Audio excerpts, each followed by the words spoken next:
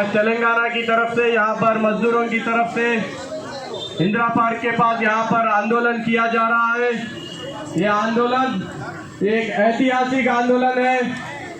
यहाँ पर central trade union, तमाम ट्रेड यूनियन मिलकर आपस में मिलजुल कर ये जो मजदूर विरोधी आंदोलन, मजदूर विरोधी जो 4 लेबर कोड लेकर आए हैं मोदी गवर्नमेंट की तरफ से, ये 4 लेबर कोड, चाहे वो इंडस्ट्रियल रिलेशन कोड हो, चाहे वो occupational health and safety code हो, चाहे वो वेजेस कोड हो, चाहे वो जो कोई कोड है, ये मजदूरों के खिलाफ ये 4 लेबर कोड आए हैं। साथियों, जो पुराने हमारे लेबर लॉ है, जो इंडस्ट्रियल डिस्प्यूट एक्ट है, वो पेमेंट ऑफ वेजेस एक्ट और ऑक्यूपेशनल हेल्थ एंड सेफ्टी का तमाम जो मजदूरों के हित में काम करने वाले जो लेबर लॉस थे, वो लेबर लॉस को हटाकर बिना कोई चर्चा के पार्लियामेंट में कोई बिल ना पेश करके ऐसे ही यूनिलैटरल डिसीजन लेकर मोदी गवर्नमेंट ने एक 4 लेबर कोड के शक्ल में एक ड्रैकोनियन लेबर लॉ लेकर आया है। ये एक डेंजरस और ड्रैकोनियन लेबर लॉ है जो मालिकों के हित में काम करता है।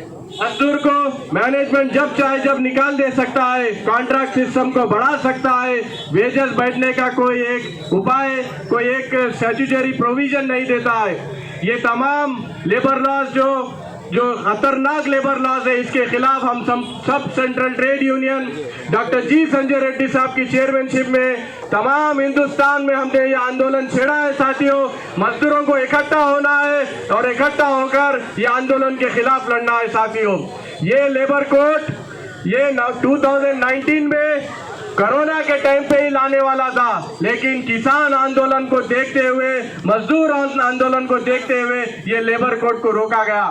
अब इमीडिएटली बिहार इलेक्शन होते ही ये लाने का क्या जरूरत है, क्या आवश्यकता है? मोदी गवर्नमेंट मालिकों के हित में काम कर रही है और प्रो कैपिटलिस्ट काम कर रही है, सरमाएकारों के हित में काम कर रही है।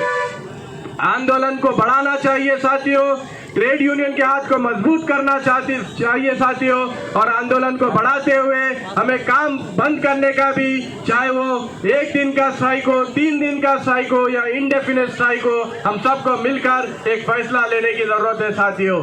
और मैं शुक्रिया अदा करता हूँ हमारे मजदूर भाइयों का और ट्रेड यूनियन के तहरीक के लीडर्स का, जो आपस में मिलजुल कर इकट्ठा होकर ये संघर्ष को जारी रखने के लिए हम तमाम एक होकर एक आवाज दीजिए, आवाज दो, आवाज दो, आवाज दो। मैं हमारे लीडर, मैं हमारे स्टेट INTUC के लीडर हमारे जनक प्रसाद साहब से गुजारिश करता हूँ। जनक प्रसाद साहब, नाम आदिल शरीफ है, general secretary Indian national municipal local bodies workers federation, general secretary Telangana and Andhra Pradesh state INTUC। आज तमाम सेंट्रल ट्रेड यूनियन डॉक्टर जी संजय रेड्डी साहब की लीडरशिप में हिंदुस्तान भर में मजदूरों की तरफ से आंदोलन किया जा रहा है।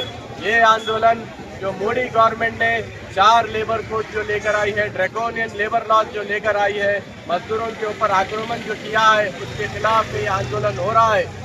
4 labour code, occupational health and safety code, social security code, wages code और तमाम ऐसे कोड लेकर आई है, जिसकी वजह से जो 1947 से जो मजदूरों के हित में जो लेबर लॉज थी, जो इंदिरा गांधी के टाइम से जो लेबर लॉज थे, जो लेबर बेनिफिट थे, उसको हटाकर मालिकों को फेवर करते हुए 4 लेबर कोड में लाया गया है। ये 4 लेबर कोड के जो है अपोज में सेंट्रल ट्रेड यूनियन मिलकर संजय रेड्डी साहब की लीडरशिप में ऑल इंडिया लेवल पे एक धरना आंदोलन किया जा रहा है। यहाँ पर तेलंगाना की तरफ से हम यहाँ पर ग्रेटर हैदराबाद म्युनिसिपल कॉरपोरेशन की तरफ से, म्युनिसिपैलिटीज लोकल बॉडीज की तरफ से हम अपना एहतजाज कर रहे हैं इंदिरा पार्क पर। ये जो 4 लेबर कोड है, ये बहुत खतरनाक कानून है।